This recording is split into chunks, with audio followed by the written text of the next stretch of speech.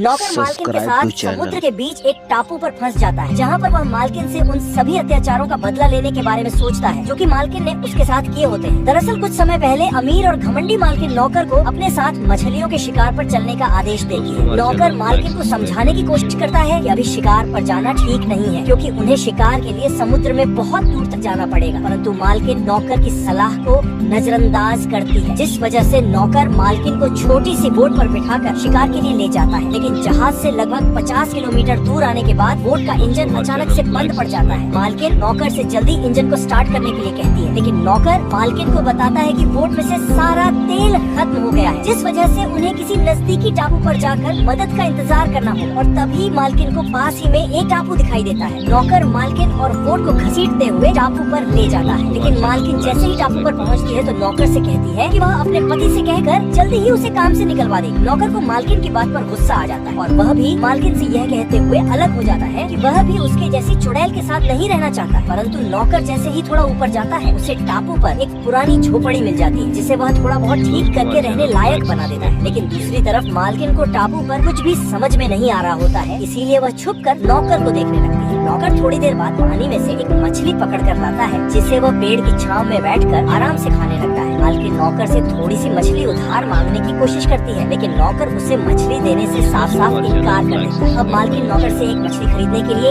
1 लाख रुपए देने को तैयार हो जाती है, लेकिन फिर भी नौकर उसे मछली देने से इनकार कर देता है। वह मालकिन को बताता है कि यहाँ पर उसके पैसों की कोई कीमत नहीं है। नौकर की ऐसी बातों को सुनकर मालकिन को उस पर गुस्सा आ जाता है और वह नौकर के ऊपर थोड़ी सी मिट्टी फेंक देती है। परंतु मालकिन के व्यवहार से इस बार नौकर को भी गुस्सा आ जाता है और वह मालकिन को एक थप्पड़ लगा देता है। वह मालकिन से कहता है कि अगर तुम्हें यहाँ पर मछली चाहिए तो मुझे पापा कहना होगा और मेरे सारे काम करने होंगे। मालकिन के पास कोई रास्ता नहीं होता है, इसीलिए वह नौकर के सभी काम करने के लिए तैयार हो जाती है। सबसे पहले वह नौकर के कपड़ों को धो कर लाती है, जिसके बाद नौकर उसे थोड़ी सी मछली खाने के लिए देता है। अब वह मालकिन को पूरी तरह से सबक सिखाने के बारे में सोचता है, जिसके लिए वह मालकिन से अपने सभी कामों को करवाता है और आप खुद मालकिन को बदले में थोड़ी सी मछली खाने के लिए देता है। और जब भी मालकिन अपना एटीट्यूड दिखाने की कोशिश करती है तो उसे दोबारा से उसकी औकात दिखा देता है। मालकिन ऐसी स्थितियों में यह तो समझ जाती है कि किसी की मजबूरी का फायदा उठाने पर उसे ऐसा महसूस होता है। एक दिन वह नौकर के पैरों को चूमते हुए उससे माफी मांगती है। नौकर भी मालकिन को माफ कर देता है, जिसके बाद दोनों दोस्तों की तरह टापू पर रहने लगते हैं। लेकिन जल्दी ही यह दोस्ती टापू पर अकेला होने की वजह से प्यार में बदल जाती है, जिसके बाद दोनों टापू पर पति पत्नी की तरह रहने लगते हैं। एक दिन नौकर मालकिन से पूछता है कि वह सभी के साथ इतना गलत व्यवहार क्यों करती थी, तो मालकिन नौकर को बताती है कि उसका पति दिखने में जितना ज्यादा अमीर है, अंदर से उतना ज्यादा ही कठोर है, इसीलिए वह अपनी डिप्रेशन को कम करने के लिए सभी के साथ गलत व्यवहार किया करती थी। वह नौकर को बताती है अब वह उसे सच्चा प्यार करने लगी है, जिस वजह से जिंदगी भर उसके साथ इसी टापू पर रहना चाहती है। लेकिन कुछ समय बाद दोनों को ढूंढते